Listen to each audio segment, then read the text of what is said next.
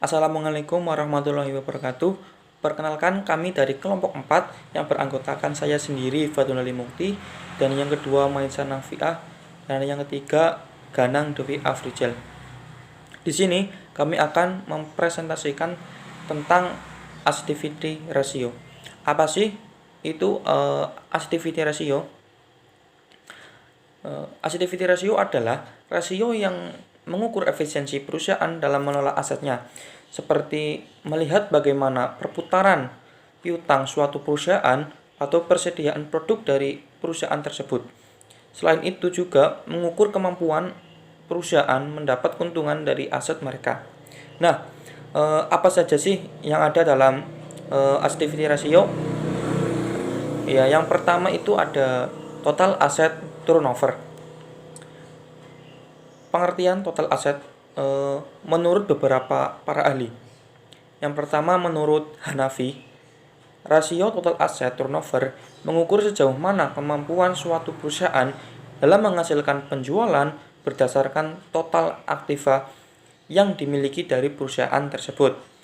Sedangkan menurut Lukman Samsudin, beliau berkata total aset turnover memperlihatkan tingkat efisiensi penggunaan seluruh aktiva perusahaan di dalam menghasilkan volume penjualan tertentu. Yang kedua, faktor-faktor yang mempengaruhi rasio perputaran aset atau total aset turnover. Yang pertama, kondisi kemampuan penjual. Dalam hal ini, strategi marketing dan SDM-nya. Yang kedua, kondisi pasar. Hal ini juga mempengaruhi banyaknya pesaing, jenis barang yang dijual, dan daya beli masyarakat terhadap produknya. Yang ketiga, modal. Dan yang keempat, kondisi organisasi perusahaan. Kemudian yang kelima, faktor lainnya seperti teknologi yang digunakan, periklanan, dan tawaran hadiah. Menurut Investopedia sendiri mengemukakan bahwa salah satu faktor yang mempengaruhi besar kecilnya nilai rasio aset turnover ratio adalah dari sisi lamanya waktu penagihan piutang dari perusahaan. Semakin lama periode penagihannya, maka akan semakin memperkecil nilai tatonya. Kemudian ada rumus aset turnover ya, atau TATO. Rumusnya adalah aset turnover sama dengan sales dibagi average total aset. Adapun cara mencari rata-rata average total aset awal tahun ditambah total aset akhir tahun dibagi 2. Ya, selanjutnya itu ada yang kedua, working capital turnover. Pengertian working capital turnover atau perputaran modal kerja adalah rasio yang mengukur seberapa efisien perusahaan menggunakan modal kerja atau aset melancar dikurangi kewajiban lancar untuk mendukung tingkat penjualan tertentu. Selanjutnya itu ada rumus perputaran modal kerja. Perputaran modal kerja sama dengan pendapatan dibagi rata-rata modal kerja. Item pendapatan dapat ditemukan di laporan laba rugi, sedangkan modal kerja dari aset lancar dikurangi liabilitas lancar, keduanya ada di neraca keuangan. Yang ketiga adalah fixed asset turnover.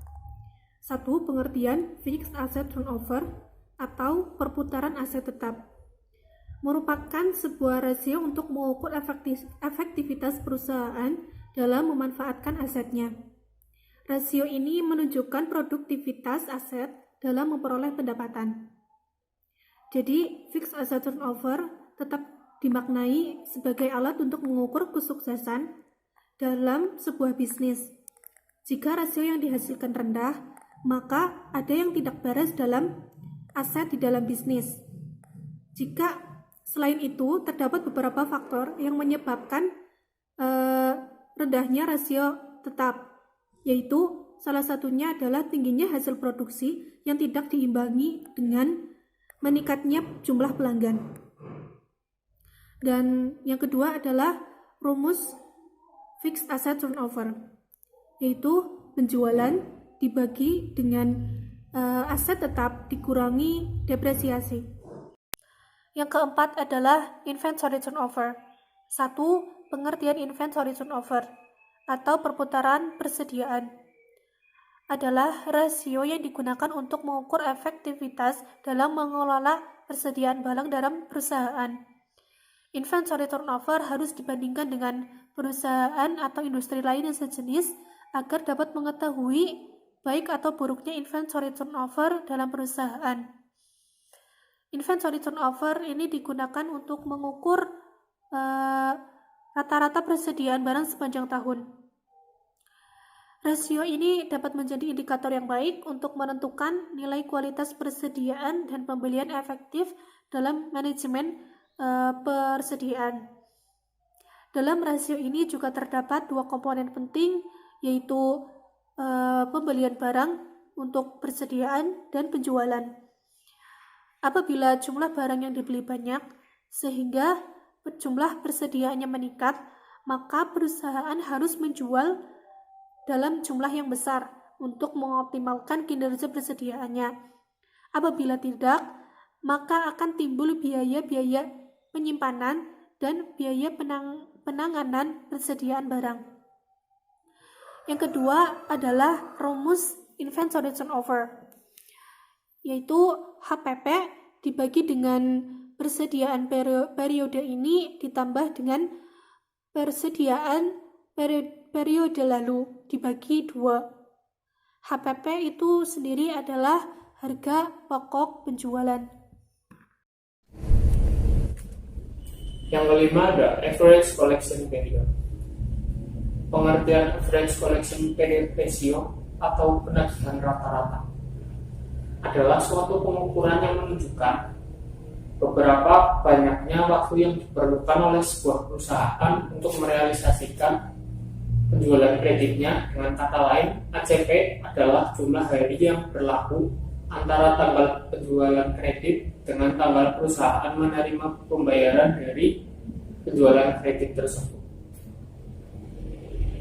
Pengukuran ACP yang pendek dapat menunjukkan kebijakan kredit yang ketat dan manajemen piutang yang efektif, sehingga memungkinkan perusahaan untuk memenuhi kewajiban jangka pendeknya. Sebaliknya, ACP yang panjang menunjukkan bahwa perusahaan harus lebih memperketat kebijakan kreditnya dan meningkatkan pengelolaan piutang agar memenuhi kewajiban pendek.